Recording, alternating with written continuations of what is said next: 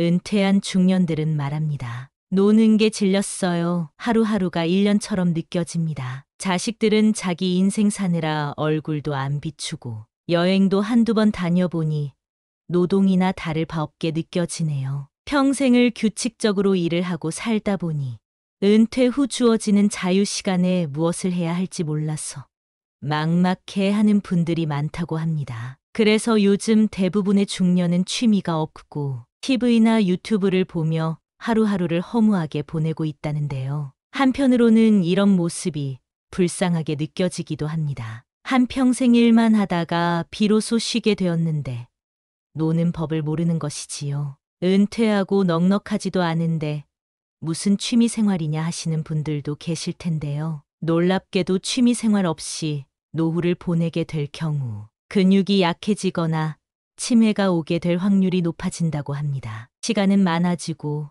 몸은 약해지니 자연스레 병원에 가게 되는 날들이 많아지게 되는데요. 건강한 노후를 보내기 위해서 내가 좋아하는 활동이 무엇인지 진지하게 생각해 볼 필요가 있습니다. 은퇴 후 주어지는 긴 자유가 고통이 되어서는 안 되겠죠. 오늘은 노후에 하면 좋은 취미 활동을 소개해 드리려고 합니다. 돈도 많이 안 들고 활동적으로 할 수 있는 것을 위주로 알려드리겠습니다. 첫 번째는 탁구입니다. 탁구의 장점이 무엇인지 아시나요? 그건 바로 초기 진입 장벽이 낮다는 점입니다. 다른 운동들과 비교하면 근력이나 체력적으로 부담이 적고 남녀노소 모두가 즐길 수 있는 스포츠입니다. 이런 탁구가 놀랍게도 수영이나 달리기와 비슷한 운동 효과를 준다고 하는데요. 심폐지구력이 향상되고 고혈압이나 고지혈증과 같은 질병에도 도움을 줄 수 있습니다. 다이어트에도 탁월한 효과를 보여준다고 하니까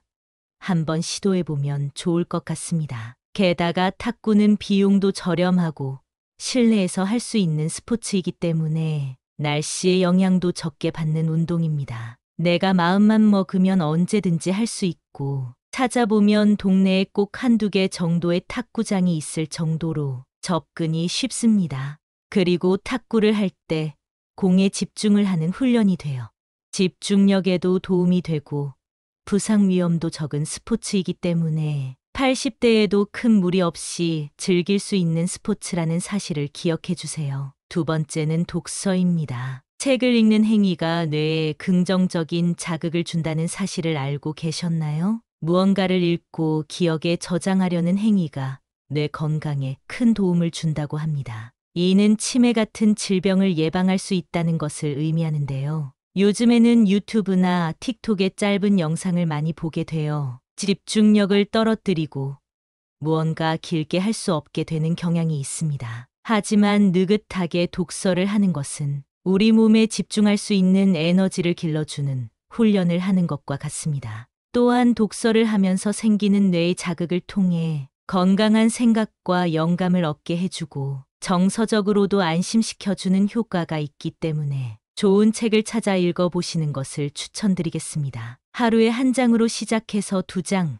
3장, 10장 이런 식으로 독서하는 습관을 바르게 잡아가시면 좋겠습니다. 세 번째는 걷기입니다. 걷는 것만큼 정신적으로나 육체적으로 좋은 운동은 없는 것 같습니다. 심지어 돈이 들지도 않습니다. 걷기 운동을 하면 중성지방과 콜레스테롤 수치를 떨어뜨려 주기 때문에 심장에 굉장히 좋습니다. 요즘에는 자연에서 맨발로 걷는 분들도 많은데요. 발바닥 지압이 좋은 것은 모두가 다 아시리라 생각됩니다. 혈액순환을 촉진하고 몸의 장기들을 활동적으로 만들어주기 때문에 건강을 생각한다면 걷기만한 운동이 없을 정도입니다. 또한 사람은 걸을 때 긍정적인 생각이 가장 많이 떠오른다고 합니다. 노후에 고민이 많다고 해서 누워서 끙끙 앓고 있지만 말고 집 앞에라도 나가서 10분에서 15분 정도만이라도 걸어보세요. 또한 걷기는 불면증을 앓고 있는 사람에게도 도움이 됩니다. 햇살을 받으면 비타민 D 생산에 도움을 받게 되고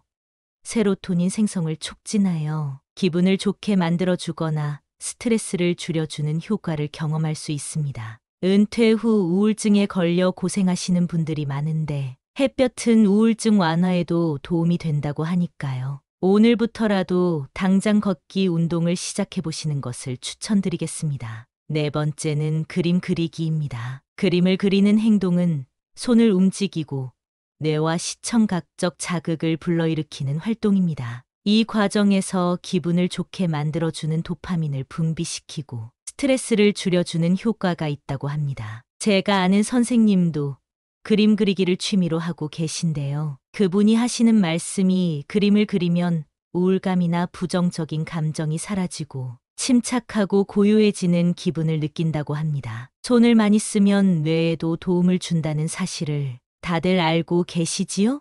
실제로 미술을 할 때 불안감, 우울증이 완화되고 두뇌 건강에도 도움이 된다는 연구 결과가 있다고 합니다. 실내나 야외 등 장소에 제약 없이 펜 하나만 있어도 가능한 것이 그림 그리기이고, 내가 그림을 그릴 줄 모른다면 요즘에는 유튜브 등을 통해 배움에 접근하기도 쉬우니까요. 꼭 한번 도전해 보시길 권장드리겠습니다. 다섯 번째는 자전거 타기입니다. 40대에서 50대 분들이 시작하면 좋은 취미인데요. 달리기와 함께 대표적인 유산소 운동인 자전거 타기는 하체 중에서도 허벅지를 강화시키는 운동입니다. 허벅지 근육은 걷기, 뛰기, 앉기, 일어서기 등과 같은 모든 움직임에서 우리 몸을 지탱하고 균형을 유지하게 해줍니다. 또한 몸의 대사를 증가시키고 혈액순환에도 도움을 주는데요. 자전거를 꾸준히 타게 되면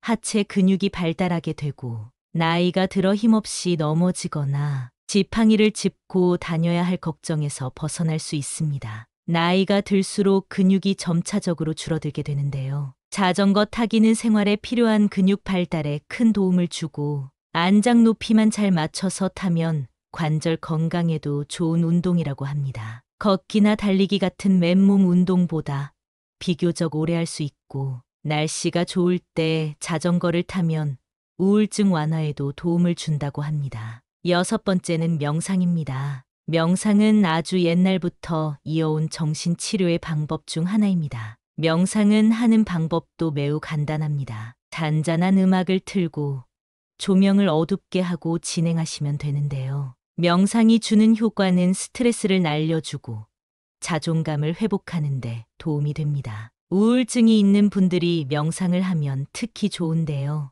명상은 스트레스 호르몬인 코티솔을 낮춰주고 세로토닌이나 도파민 같은 행복 호르몬 분비를 증가시킨다는 연구 결과가 있습니다. 또한 명상은 뇌를 자극시켜 기억력 향상에 도움을 준다고 합니다. 명상의 가장 큰 장점은 짧게 해도 효과가 있다는 사실입니다. 아침에 일어나 10분만 명상을 하고 하루를 시작하면 그날 전체가 기쁜 하루가 될 것입니다. 현대인들이 스트레스로 고통받고 있는 이때에 젊은 사람들뿐만 아니라 나이가 든 사람들에게도 적극 추천드리고 싶습니다. 일곱 번째는 식물 기르기입니다. 식물을 키워본 경험이 있으신 분들은 이게 얼마나 좋은지 다들 아실 텐데요. 식물을 가꾸며 마음의 평온함을 느끼는 게 다른 어떤 것으로 얻는 평온함보다 크다고 합니다. 식물 기르기는 큰 비용이 들지 않고 손이 많이 가지도 않는 활동임에도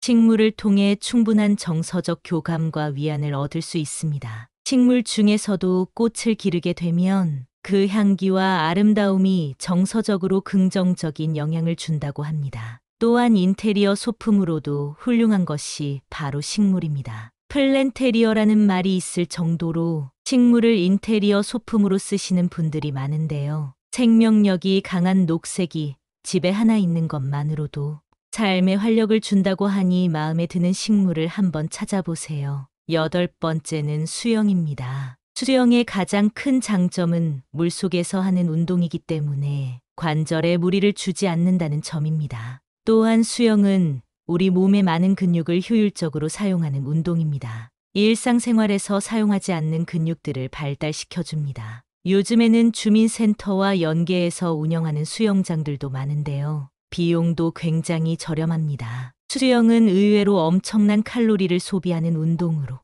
몸에 적은 부담을 주면서 엄청난 다이어트 효과를 가진 운동입니다. 예전부터 다이어트나 건강 목적으로 수영을 하는 분들이 많았는데요. 요즘에는 남녀노소 할 것 없이 수영이 유행하고 있습니다. 특히 관절이 약한 노인이나 아이들에게 최고의 운동이라서 추천을 안 할 수가 없었습니다. 9번째는 사진 찍기입니다. 요즘 스마트폰 없는 분들이 거의 없죠? 좋은 카메라를 비싼 돈 주고 살 필요 없이 핸드폰 하나만 있으면 어디를 가더라도 좋은 사진을 찍을 수 있습니다. 사진 촬영을 하게 되면 일상의 풍경들도 색다르게 보이기 시작합니다. 이런 감정은 두뇌 자극에도 긍정적이며 평범한 일상을 특별하게 만들어줍니다. 또한 내가 원하는 사진을 얻기 위해서 기다리며 집중하는 훈련이 자연스럽게 되기 때문에 인내심을 기르거나 집중력을 기르기에도 아주 좋습니다.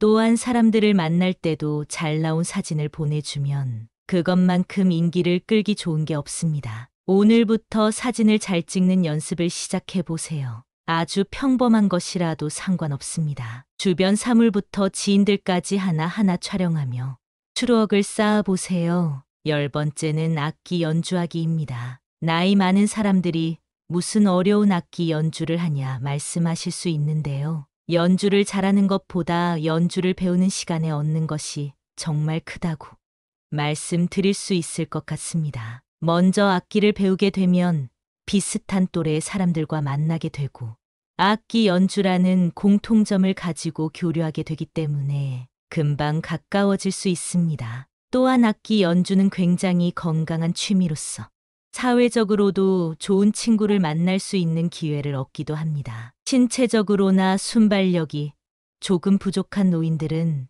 우쿨렐레와 같은 접근하기 쉬운 악기로 시작해 보시는 것을 추천드립니다. 사람이란 항상 목표를 가지고 살아야 되는 것 같습니다. 저는 은퇴는 끝이 아니라 새로운 시작이라고 생각합니다. 그런 의미에서 진입 장벽이 비교적 높다고 느껴지는 악기 연주를 해보겠다는 계획을 세우고 접근한다면 젊었었던 예전으로 돌아가는 기분과 도전 정신, 그리고 성취감을 느낄 수 있을 것입니다. 새로운 시작을 앞두고 있는 여러분을 응원합니다. 나이가 들었다고 해서 실패하는 것이 두렵지 않은 것은 아닙니다. 그러나 인생은 끝날 때까지 실패한 뒤에 성공을 이루는 법입니다. 화려하거나 독특할 필요 없이 치열한 삶과 싸우며 이 자리까지 달려온 여러분이 진정한 승리자입니다. 제2의 인생, 인생의 황금기인 여러분에게 좋은 일만 가득하길 바라며 열심히 살아야겠다는 마음을 담아 구독과 좋아요 부탁드리겠습니다.